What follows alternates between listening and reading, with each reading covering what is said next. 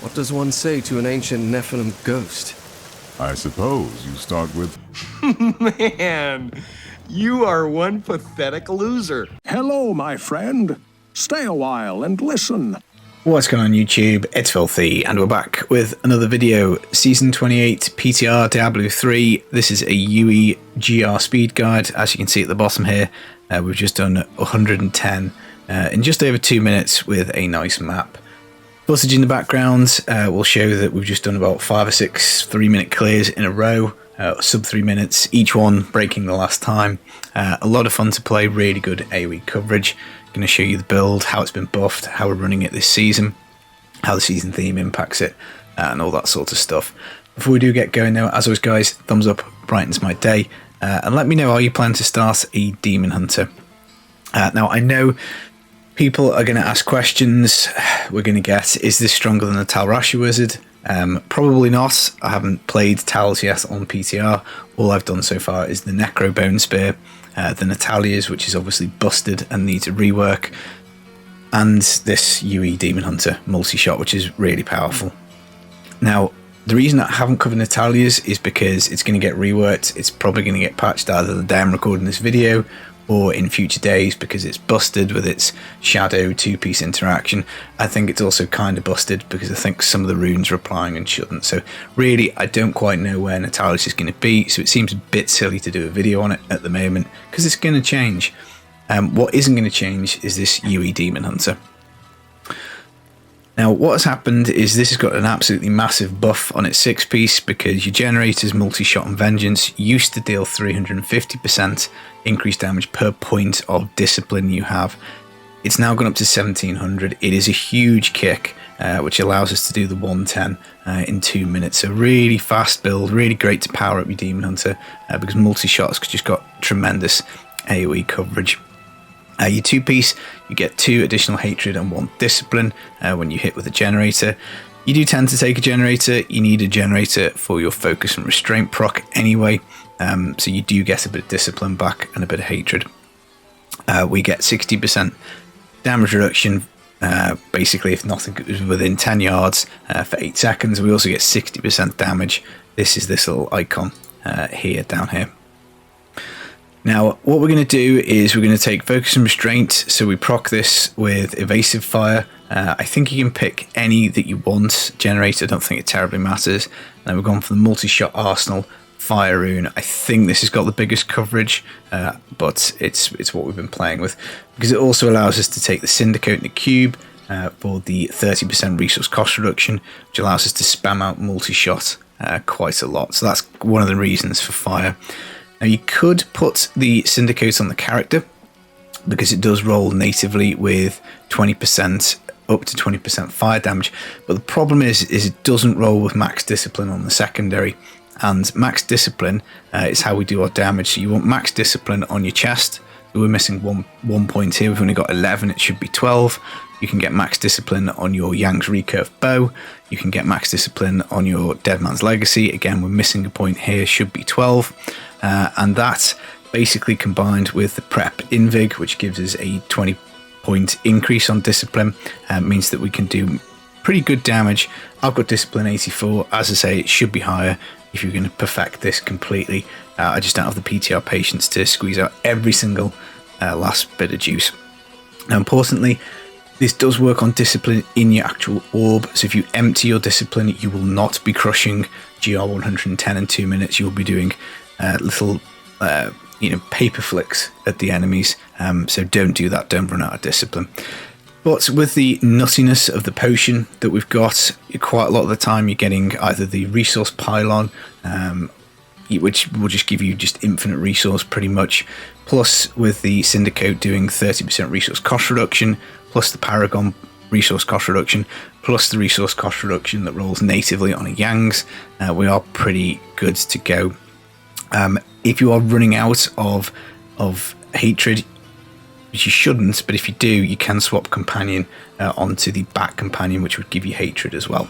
And those are the passive swaps you can do as well, but you shouldn't really be running out of resource.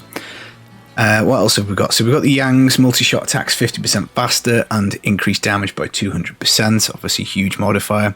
You're going to use in the cube the recipe number 11 at the back here to do the primal crafting, essentially, because the resource cost reduction is huge, the max discipline is huge, the multi-shot damage is huge, the damage roll on it is huge, and you want one like this with basically cooldown reduction, damage percent, and main stat. Maybe you could argue area damage is better than dexterity. I haven't tested it, so that is maybe somewhere it could be improved, but you definitely want cooldown reduction on it. We also have Dead Man's Legacy, very hard item to get to roll well, very hard item to get ancient and well, but you obviously want multi-shot hitting enemies twice below 60% health and damage increased by up to 200%, so again, pretty hard hitting. Multi-shot damage, crit chance on here are both the important things, really. We're going to take the Guardian set. I just really love playing with the set. I squeeze it in as much as we can because what it does is it doubles our main stat and doubles our vitality. This makes us incredibly tanky and gives us a really huge big main stat boost as if we were kind of playing at a much higher Paragon level. So you could take Raps of Clarity and the Witching Hour. So you could go for Crimsons. You could take the Raps of Clarity and Crimsons, belt and pants.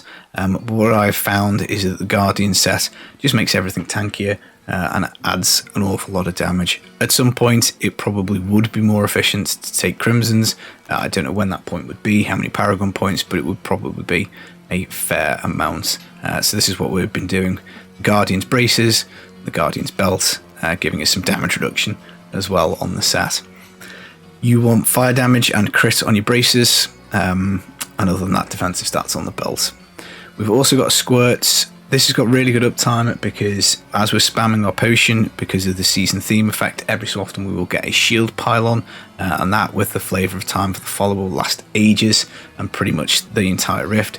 Plus you can find a shield pylon inside the rift, plus you can also flatten stuff before it hits you, so you do get really good uptime on it, and it's just an absolute boatload of damage. So fire, double crit. So again, there's quite a bit of damage for me to squeeze out of this, but I've decided 8% crit chance, 75% crit damage from fire, non-orged is good enough for me.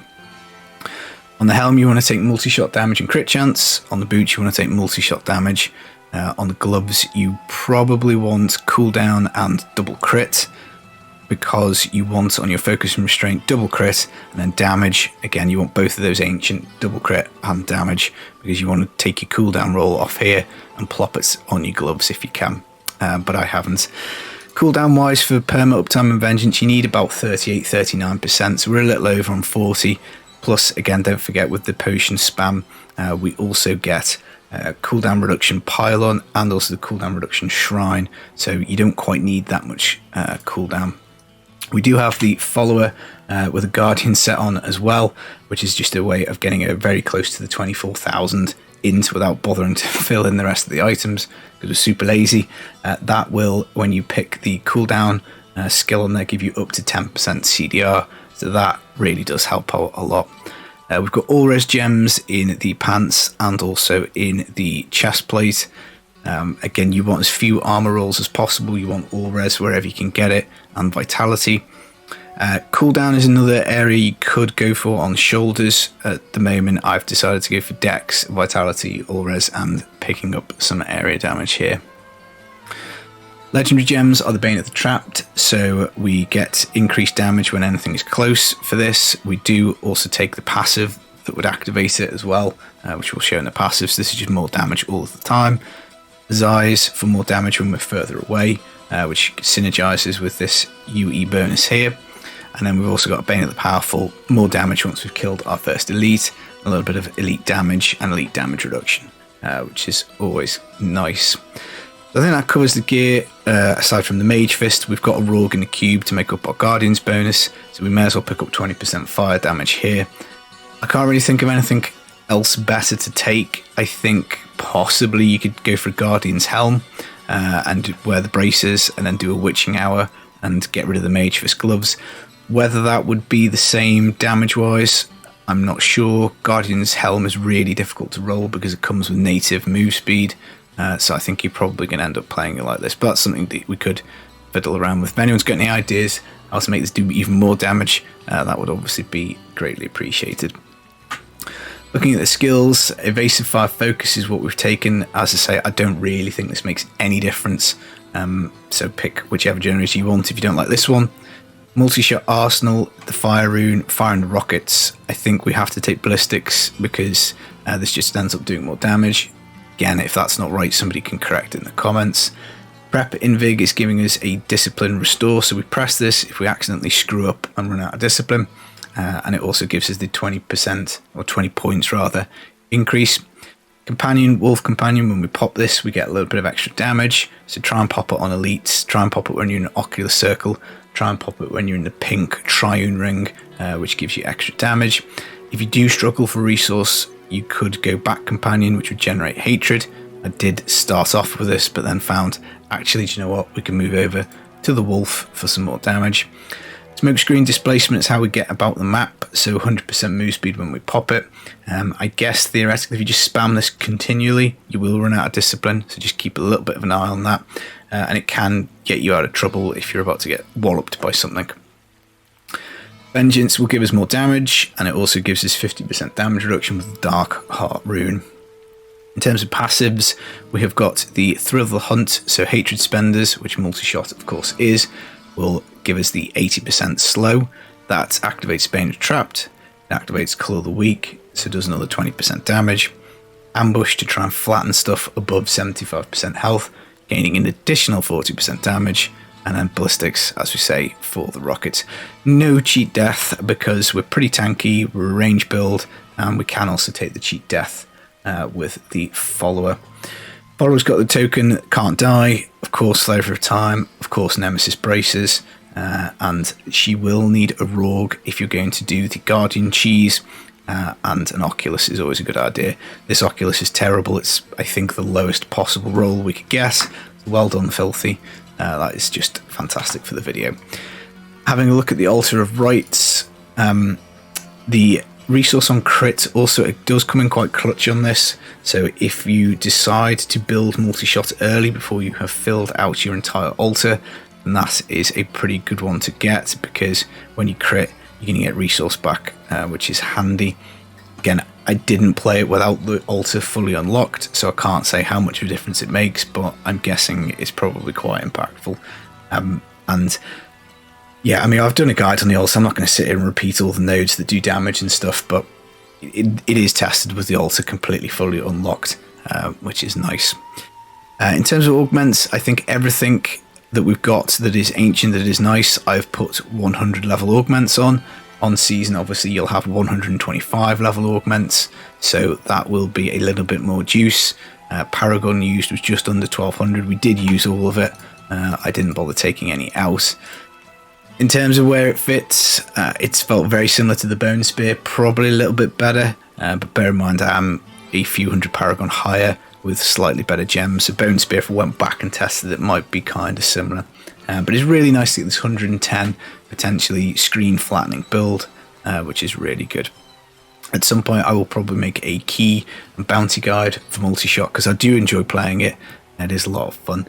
One thing I would say though is, whilst it's got really good screen coverage, so you can like wipe the screen like this, it does require a little bit more concentration than simply holding down right click, which of course applies to the Gears of Dreadlands. Albeit I don't think that can speed 110s in 2 minutes, and Natalia's looks like it's going to be the same. You'll hold down strafe and also cast out your spike traps. Whether it goes to live like that, how powerful it's going to be, I can't really say. So as a backup, you've got Multishot here, and some people just prefer it and like it, and you never know, you might find a couple of really godly Multishot pieces. You might say, I'm going to play this for my speed farming because I want to get it done in 2 minutes. That's what she said. Man, you are one pathetic loser. Who knows? Right, that is the video. Can't think of anything else applicable to this build. I hope you enjoyed the footage. I hope we've gone through everything enough. I'm going to carry on doing some testing, and there will be more videos coming soon. Take it easy, guys. Peace.